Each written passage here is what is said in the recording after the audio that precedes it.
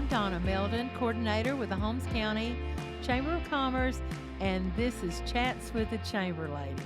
And today's guest I have is Beth Gates with the non-for-profit Fantastic Futures. And it's a pleasure to have you today. Beth, how are you doing?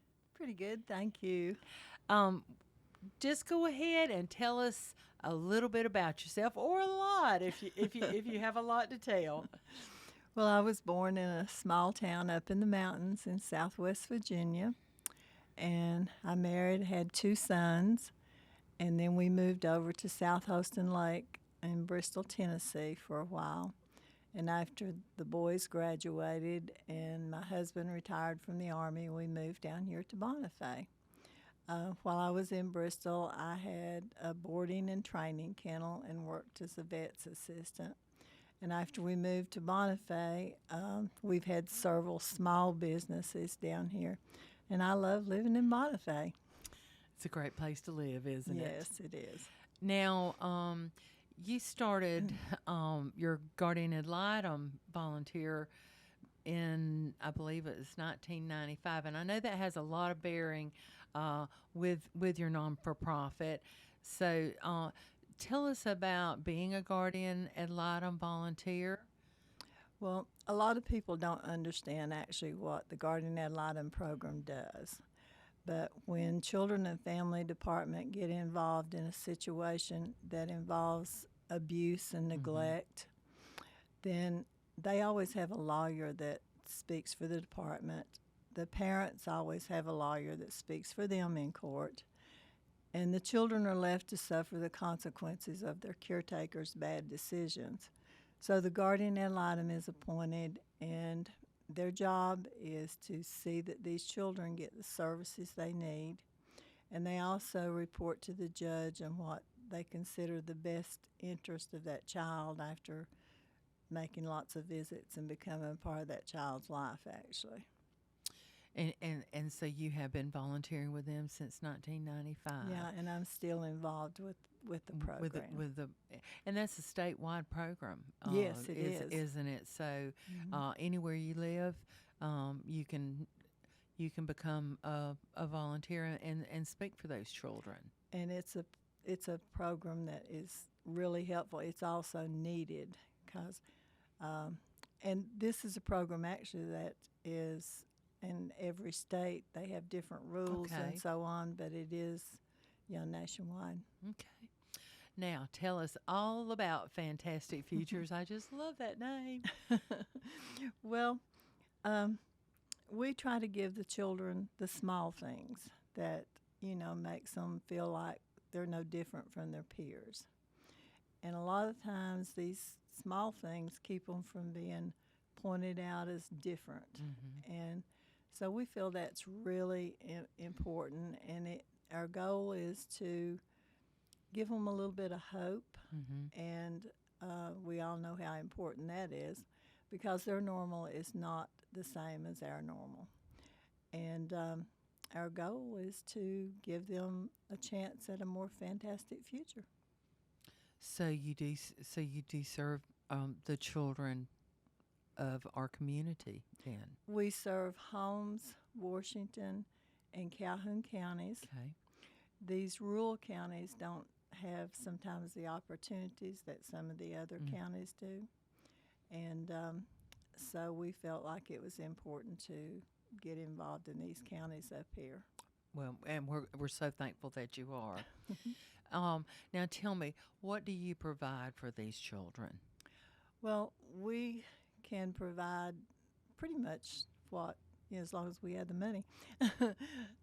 We buy lots of clothes and shoes, and we try to give these children the opportunity to pick out a lot of them, and with accessories to go with them and so forth, within reason, of course.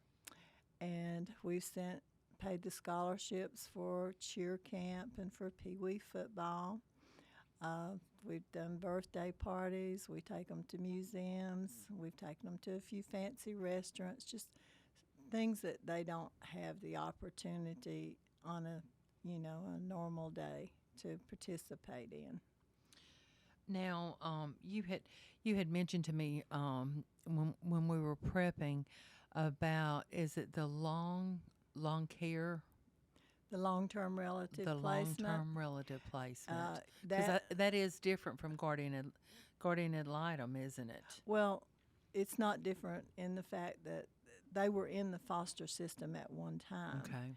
And when they can close out a case, they no longer have a guardian ad litem volunteer, and they no longer have a caseworker, even though they're sort of, I guess, semi in the system, Mhm.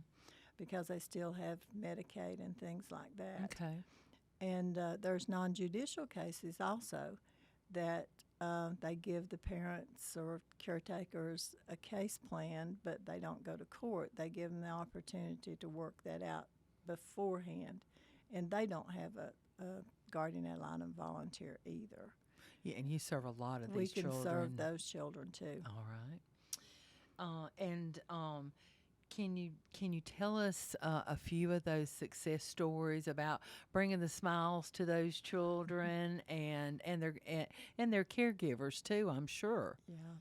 Well, and again, we try to give them things that they may not be able to access through some of the other programs, or a lot of times they need them immediately. And one of the things we did last year, the guardian ad litem called me, and she said, I have this little boy he's got an old bicycle, and that's his release.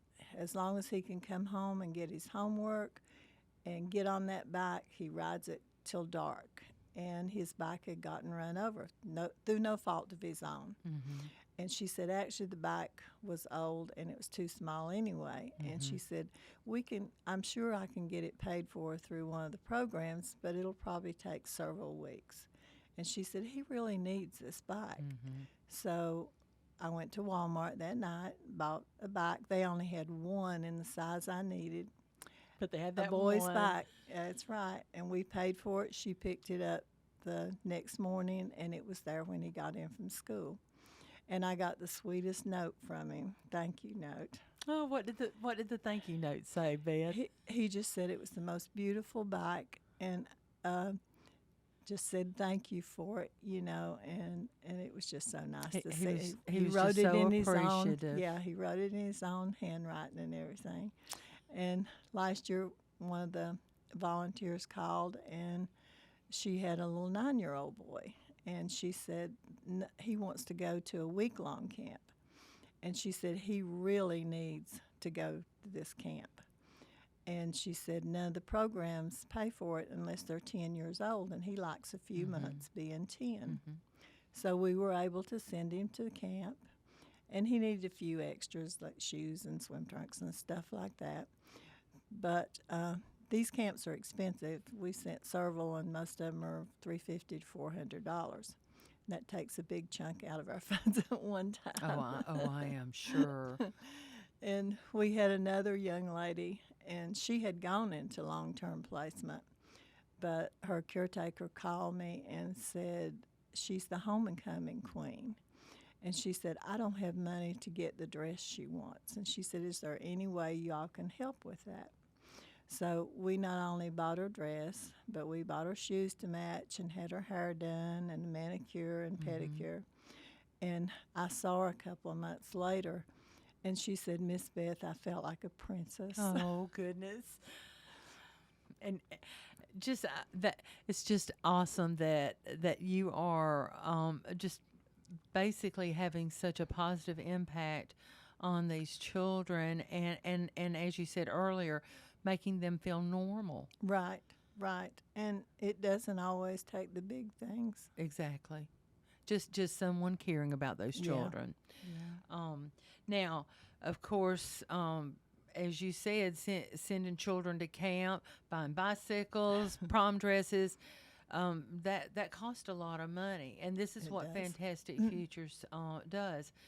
Tell the public how they can help this wonderful, needed cause. Well, so far we've only had a couple of big fundraisers. The Lost Boys Motorcycle Riders do one in July. It's the third week of July, and the 6th annual is coming up soon. Okay. And they also will be doing the second annual Rat Rod Show in September.